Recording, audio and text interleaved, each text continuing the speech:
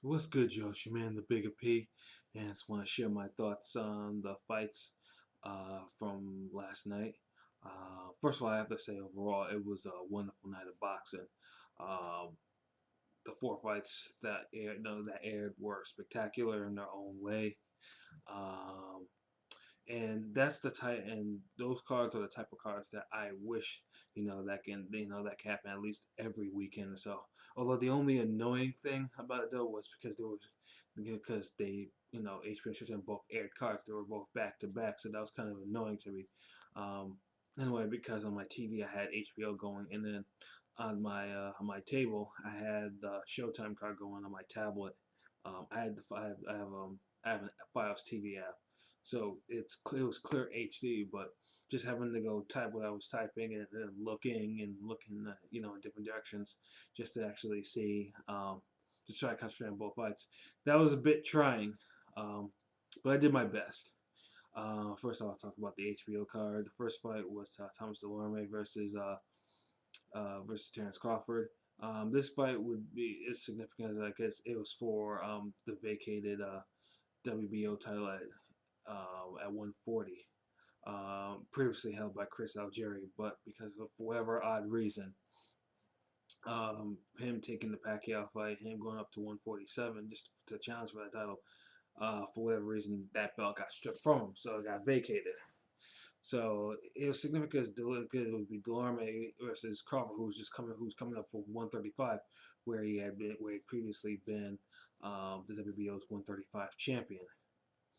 Um, this fight, and I said it before, like in the forums I post on, this fight was a little bit more competitive than it should have been, and only because of Crawford's habit of pretty much taking the rounds to actually figure out his opponent. Um, just to figure out what the next moves are. And this allowed Delorme, who I usually think this shows a little bit too much struggle in the beginning of the fights, to actually look good at it, to actually put pressure on him, and actually pretty much steal the rounds because Crawford wasn't offering much in terms of offense. However, I was amazed though that in the sixth round or whatever that he was actually able to turn it up and just completely obliterate Delorme like just like that. I mean, it was so sudden. I couldn't even believe it. Because I think at the time it had Delorme up by a round, not by much, but just by a round. And the fact that Crawford was just able once he saw his opening, it just completely just tore him apart. And that was impressive because he's coming up to new division, and I didn't think he would carry his power much. But hey, Crawford again made me a believer in his abilities. So now, of course, now he's the new WBO 140 champion. And unfortunately, if it wasn't for politics, I would love to see him in against the likes of Garcia or anything like that. But judging by Garcia's last fight, there's probably no way in hell that they're even going to attempt to negotiate a fight of that nature. Um, yeah, but yeah, the sky's the limit for Crawford. So I mean, I think they said he would either face probably the winner of the current fight that I'm about to talk about, Lucas Matthysse versus Ruslan Provodnikov. Now, this fight had pretty much all the fight of the year hype behind it. Like it's just one of those fights that you look at it on paper. I'm like, there's no way that this fight does not live up to its billing, because you have pretty much you have two of the hardest punchers in boxing today, and they reside and they operate in the same division. Um, the fight itself, while it was very good, I didn't think it was fight of the year type material because it missed a certain ebb and flow. But I thought it was extremely good, and I thought Lucas again, showed the boxing abilities, showed pretty much basic boxing. Although Lucas has, to me, he can actually box pretty well. It was all I need to actually hold off Ruslan.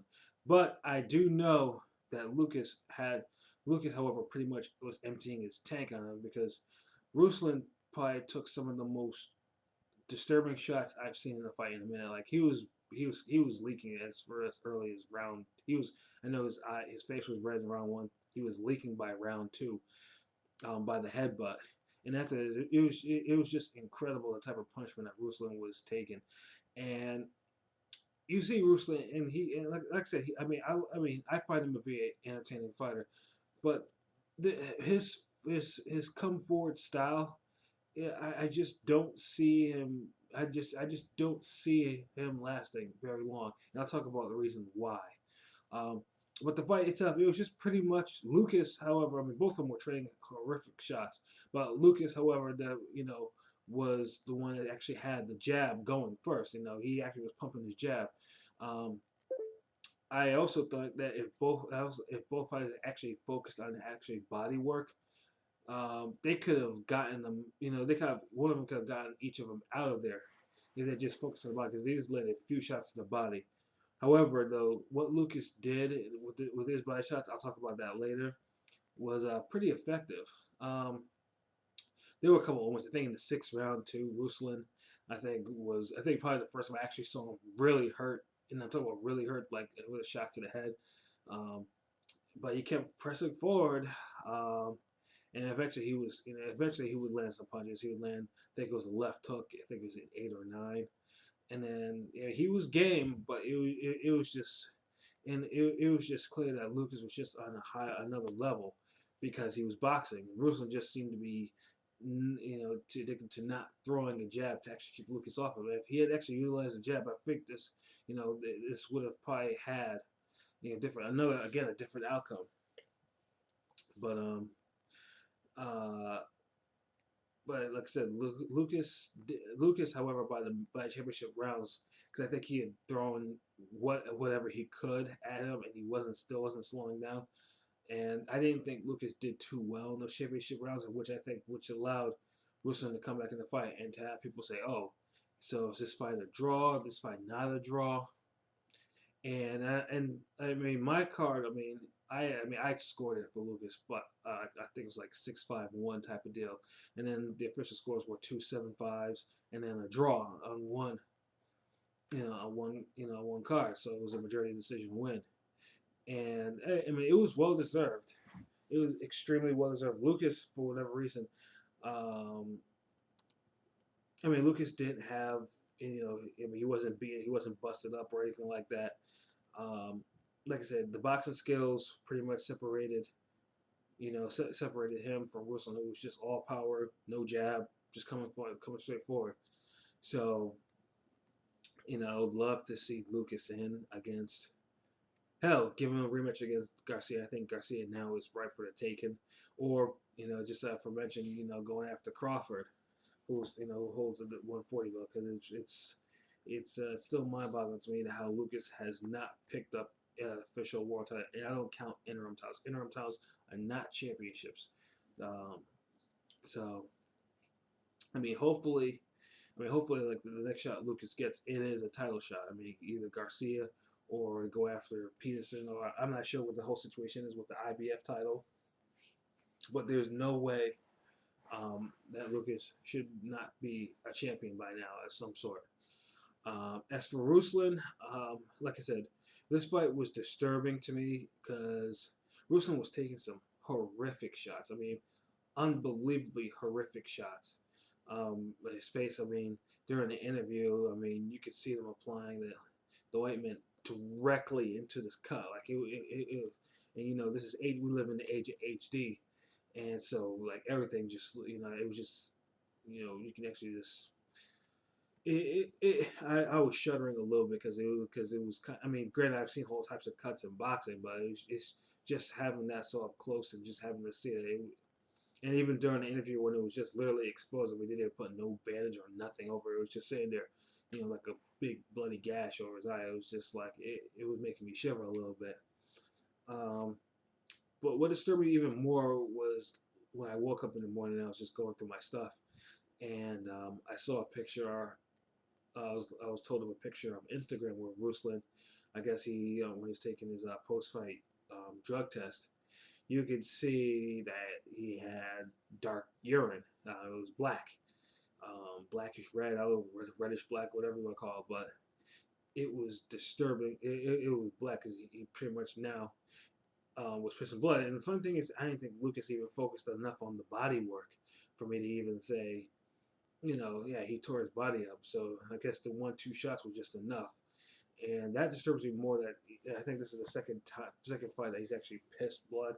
I mean, pissed dark blood like that. I think the first one he said it was Tim Bradley, but Tim actually was letting him have it to the body because it was the only way that Timmy could actually stop him in this fight. Try to hold him off with body shots. So Ruslan, I mean, I really want. I mean, Ruslan. I mean, like I said, he's gonna be an entertaining fighter, but I just don't think he has a lot of prime fights left. And he's only had like 20-something, 30-something fights, I guess. And I just don't think he has a lot of prime fights left before he starts breaking down. Because I just feel that he's going to end up. He's going to end up in a situation where he is going to eventually take one too many punches, and it's going to be some problems. Another thing I want to criticize though is Lucas's corner. I think Lucas's corner actually told him that he was up by like 8 rounds, which was stupid. The cornerman should never tell you that you're up by 8 rounds in a fight. I mean, it wasn't even like open scoring in that fight, so I had no idea why he would be telling him that. It was, and I think this is where I think also this too might also take some of the steam out of the championship rounds for how Lucas performed, because Lucas could have easily lost that fight if he had, if he had actually started, to take it easier, before like championship rounds. So Lucas's corner needs to be criticized about that, and maybe a possible change too, because I mean, like that was because pretty much the perfect storm for something like that happening, where Lucas was told the wrong advice that would eventually cost him a fight, and that could have been the case.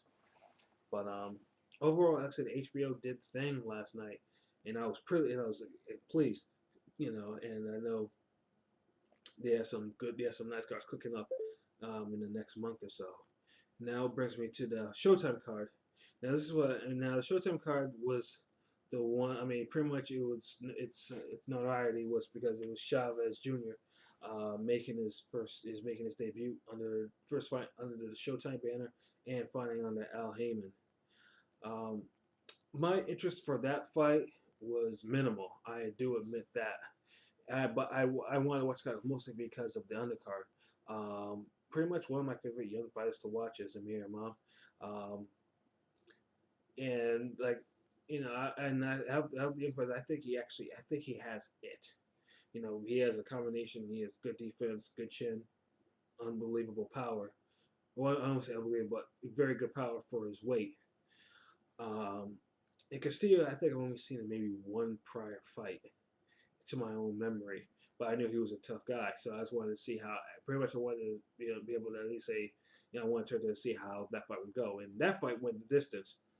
And this is where actually got his first got another stiff test because Castillo was putting pressure on him, and I'm talking about some serious pressure on him, hitting him to the body and everything. Like Castillo was game for all 10 rounds.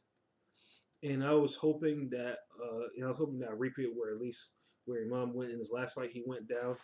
I was hoping that this wouldn't be the case, but his chin passed with flying colors.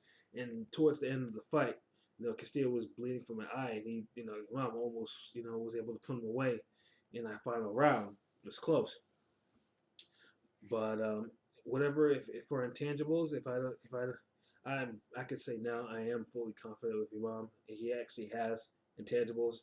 That's to me think that it's time for him that you could actually try to up his competition a little bit. There are some people, because I know there are some 140 people right now that some notables that he could actually face, and hopefully, because I know he's a Don King fighter, hopefully Don can actually make sure he steers him on the right path, because that kid's gonna be something. And that brings us to the main event. Julio Cesar Chavez Jr. versus Fonfara. like I said, I had no interest in this fight really, mostly because I don't like Chavez Jr. I and of all the fighters, usually I mean, no fighters are bums. Like I mean, pretty much you have to have, you know, balls of steel, to actually to be a boxer for a living. It's a very unforgiving sport, physically. But the one thing about boxing is I like boxers to actually show respect for the sport and don't disrespect it. And Chavez Jr. has been a fighter that's been angering me for the better part of I want to say a decade, but close to it because I just don't see. I mean, pretty much his attention stems from his namesake and his father being one of the greatest fighters of all time. And because of this, he's gotten like certain breaks he shouldn't have, and it doesn't help that his talent level has not does not equal with these breaks that he gets. It's simply because of his name. Because in a perfect world, this guy should have at least 4 or 5 losses. Um, and particularly probably in his last couple of fights. Well, not only one of them really. The Brian Vera fight, the first fight, which he should have took an L in that fight. But he got gift, and then he rematched him where he didn't, where he looked slightly better only because he was more in shape, and pretty much he punished Vera, who pretty much didn't have, could give a damn about anything at that particular time. So, and then he took another year off, another break, and then mostly because he was fighting with Arum over, the agreement is like, hey, Arum says, you're locked into 2016. Chavez Jr. says he's not. So they had this big old court case thing going on, and then it was resolved, where Al Heyman had to go pay Bob Arum probably a 7-figure amount in order to release him, and probably most likely he's probably gonna get some other future payments from any future Chavez Jr. fights. So you think at least Chavez would actually come, actually come. I mean, for once he actually made weight. There wasn't any bullshit with that, but I don't think he did anything else in camp. Like there was no strategy, there was nothing. Um, Fonfara pretty much had his way with him, like pretty much from opening bell. I mean, I couldn't even figure out. I couldn't even give Junior a round at all. Maybe, well, no, maybe it was one round, but that's pretty much about it. It was a wash. Like it was also embarrassing. Like Chavez Jr. just walking to his hands are down, his chin, his chin exposed, and Fafara is just textbook fundamentals right there. Shooting the jab, shooting hard, short punches, combinations. I mean, it was just bad. And then, of course, I mean, the only time Junior was even one bit of effective is if he actually managed to get him a rope, which he was, which he'd flare away, he looked bad. Like he looked so immature. It wasn't even funny. The end came, after he absorbed the beating. The end came surprisingly when Fonfara landed a left hook, which gave Chavez the delayed stiff leg reaction. Of course, I jumped out of my seat and as I saw him go down because I was like, it's about damn time, you know. And then, although Junior did show a little heart by trying to battle back, just the fact that he quit in his corner, talk about his leg was hurting, pretty much, that pissed off the crowd who pretty much who pretty much was throwing garbage in the ring.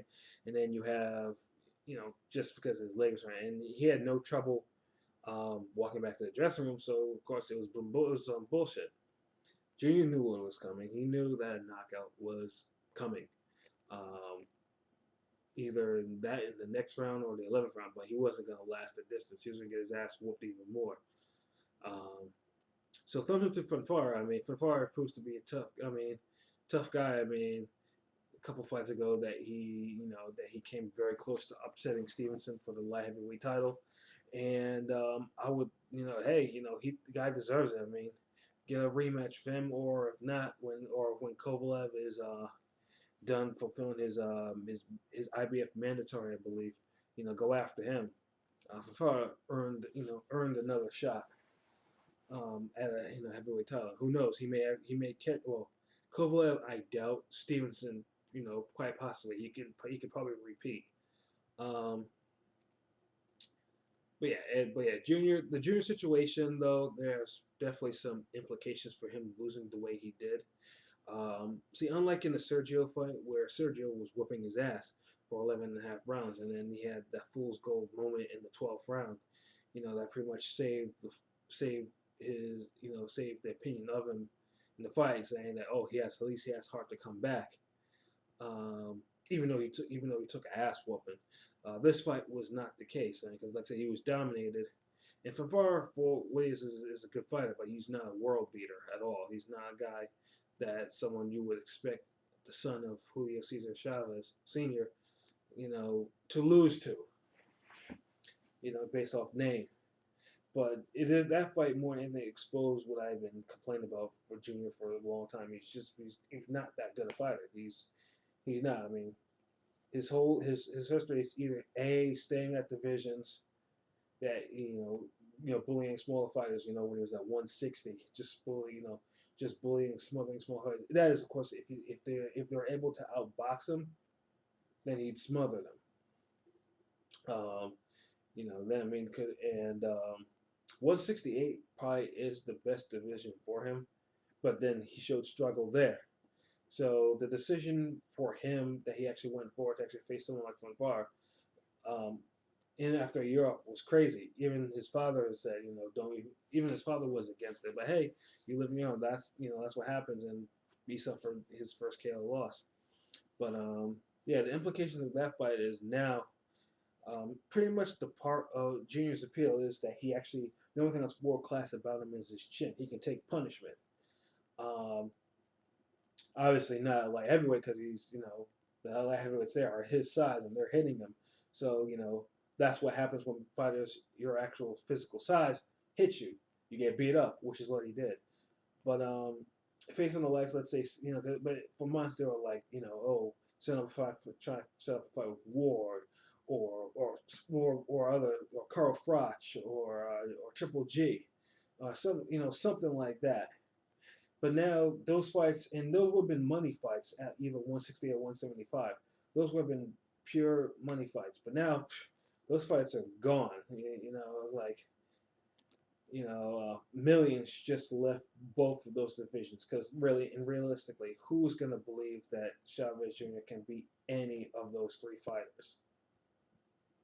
I mean, that's what it is. It's and that's bad financially in implications. And then the fighters, like I said, as I mentioned before, this dude was bought up by Heyman, and and pretty much Heyman now is in a situation where he's probably got to put him on the rebuilding plan that he put Broner on.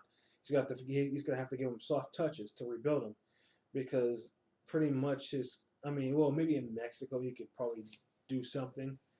But if they actually want to become a star next to to justify paying him, he's going to have to win fights now, and he's going to have to win fights without struggling, coming into shape and stuff like that. Because like I said, right now, I mean, Arum is winning because he's probably going to get paid in future fights, not just a 7-figure sum. So pretty much, it's do or die time now, because he got knocked out. Because you can't even reason a matchup with Fonfara because it was so one-sided.